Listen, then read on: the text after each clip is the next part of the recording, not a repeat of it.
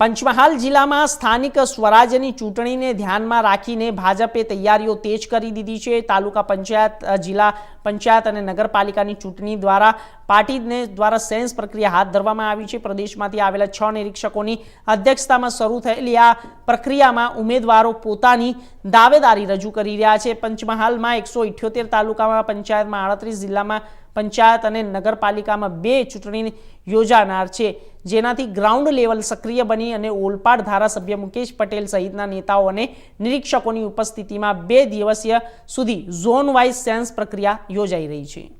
આજરોજ સ્થાનિક સ્વરાજ્યની તાલુકા પંચાયત, જિલ્લા પંચાયત, નગરપાલિકાની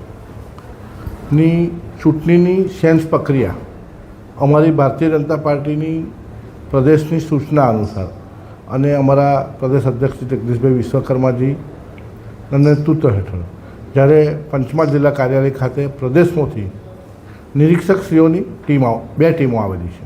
2 ઝોનની અંદર ટોટલ 9 મંડળમાં ચૂંટણી છે।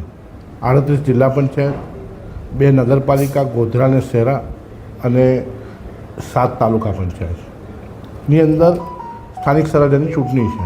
એના માટે ઈચ્છુક ઉમેદવારો, ભારતીય જનતા પાર્ટીના જે ઈચ્છુક ઉમેદવારો છે એ લોકો આ સેન્સ પ્રક્રિયાની અંદર જોડાશે અને પોતાનું ઉમેદવારી માટે ઈચ્છા વ્યક્ત કરશે પ્રદેશના આગેવાનો સાથે, અને ઈચ્છા વ્યક્ત કરીને અહીંથી એમનું માર્ગદર્શન લઈને જશે।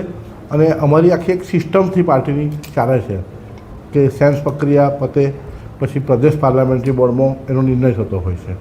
એટલે આજ રોજ ખૂબ અમારા ભારતીય જનતા પાર્ટીના કાર્યકરો પોતાનો સેન્સ આપવા માટે, પોતાની ઉમેદવારી આપવા માટે ભારતીય જનતા પાર્ટી પંચમહાલ જિલ્લા કાર્યાલય ખાતે આવેલા છે।